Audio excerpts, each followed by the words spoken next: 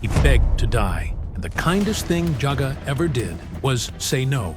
For anyone who grew up in the 80s and 90s, Grune the Destroyer is unforgettable, the rage that had no bottom. But why did Jaga weep the day he cast him into the void? And why did Thundera's greatest warrior, on his knees in defeat, beg for death instead of mercy?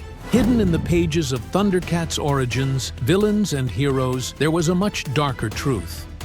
The animated series told us the basics. Grune was Jaga's most trusted companion, a hero of Thundera who crossed a line, was defeated, and sealed inside a metal sphere launched into deep space. But the cartoon never asked the only question that matters. What turns a man like that into a destroyer? The answer begins not with betrayal, but with peace. Thundera had survived its wars. The Plundarian campaigns were over. The great city stood undisturbed under quiet skies. And for most Thunderians, that was the greatest victory of all. For Grune, it was a slow death. He still trained every morning with Jaga, not because there was anything left to fight, but because the training mat was the last place where the world still made sense. He needed the resistance, the collision, the feeling of something pushing back. Jaga had always been the better technician, patient, precise, impossible to unsettle. And every morning Grune would throw himself against that discipline, with the force of a man trying to outrun something he couldn't name. He never could. One morning, after Jaga put him down again with quiet efficiency, Grune said something that had been true for years, but had never been spoken aloud. You hate to fight, Jaga. You do it because you believe it's right, because you have to. But I was happy then, during the wars, and that difference between us, that's everything. The close-up, that face, those eyes, I miss it. If that ever felt familiar, let me know in the comments below. Jaga told him he couldn't mean it, but Grune had never been more honest. He wasn't confessing a weakness. He was explaining himself, the way a man explains himself when he has finally stopped pretending. And then the conviction beneath the confession came out. His great-grandfather had ruled when Thunderians were something, when their strength meant something. Now they spent their lives protecting a populace that contributed nothing, while the ThunderCats wasted their power on courtesy and ceremony. They could have lived as something more. Instead, they had chosen less. Jaga did not answer right away. Then he stopped him, hard. The slap wasn't just a reaction, it was a verdict. We are ThunderCats. We protect those who cannot protect themselves. What you're describing makes us no better than Ratilla. Grune's answer was quiet, and it was final. Then we are neutered by your code. That was the moment the friendship fractured. Not the act of treason, that would come later, but the moment when two men who had shared everything finally saw each other clearly, and what they saw could not be unseen. Jaga told him, if you ever act on these thoughts, I will not hesitate, and he called him friend. One last time, as though it still meant something. That same night, in a corridor far from Jaga's chambers, Grune stood before men willing to burn Thundera to the ground. Someone asked about Jaga. He's a good man, Grune said, a good friend. I understand his loyalty, but his time has passed, and if I have to kill him to complete this plan, I will. He struck at dawn. The Thundera that burned was not a city defeated from outside.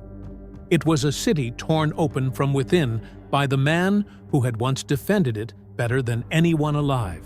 Every general knows the city's defenses. Grune had helped build those walls. Now he used that knowledge to bring them down. Inside the chaos, a young ThunderCat reached Jaga with a message no one wanted to carry. We're under attack by our own military. His face was still. He didn't need to hear the name. He already knew. Their battle lasted days. Not the kind of battle the cartoon would have shown you. Quick, clean, resolved in minutes. The kind that happens between two men who know each other completely, where every move is anticipated and every advantage is immediately countered, where the city burning around them is not a backdrop, but a consequence. A tragedy in slow motion, sustained by the fact that neither of them could bring themselves to deliver the final blow. In the end, Jaga stood over his oldest friend in the wreckage. Grune had lost. His forces scattered. The coup collapsed, but Grune would not surrender. He looked up from the rubble, exhausted, defeated, still defiant, and said the thing the cartoon could never allow. What are you waiting for? Finish me. I cannot live on that peaceful Thundera any longer. He wasn't asking for mercy. He was asking for release from the quiet, from the peace, from the version of himself that the peace had made. Jaga refused. He sealed Grune in a prison of crystal energy, told him quietly that he hoped he found elsewhere what he could never find at home, and launched him into the void. The last image is Jaga's face, sword in hand, a single tear. Not for what Grune had done, but for what Jaga had chosen not to end. That choice had a cost. Years later, Thundera was gone. The ThunderCats arrived on Third Earth as refugees, carrying the Sword of Omens and whatever remained of who they had been. And Jaga himself had crossed that distance as a spirit, having sacrificed his physical form to guide the sword safely through the journey. The warrior who had outlasted wars, peace, and betrayal, now surviving as something between memory and presence. A man who could no longer hold a sword, watching over a boy who could barely lift one. Then a metal sphere crashed on Third Earth. The promise Grune had made inside that crystal prison, that he would come back, that he would make Jaga pay, turned out to be the one thing the void hadn't taken from him. His ghost emerged older, harder, and completely unchanged in the only way that had ever mattered. Jaga's spirit faced him one final time. Two men who had once trained together above a city that no longer existed, settling in a foreign world what had never truly been settled at home. There were no walls left to burn, no city left to defend, no code left to argue over. Just two old friends, finally honest with each other in the only language they had ever truly shared. This time, Grune did not come back, which brings us back to the question. Jaga had the chance.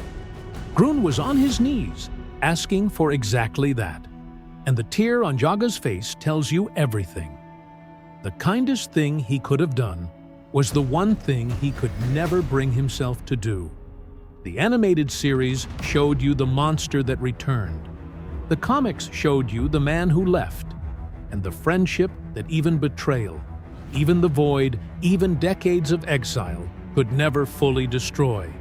If this video made you see a character you thought you already knew in a whole new light, share it with someone who grew up watching ThunderCats. And if you want to know the dark origin of another classic villain that TV kept hidden from you, subscribe to the channel. Because the next video is about a character who seemed harmless, but had a deeply disturbing past. See you then.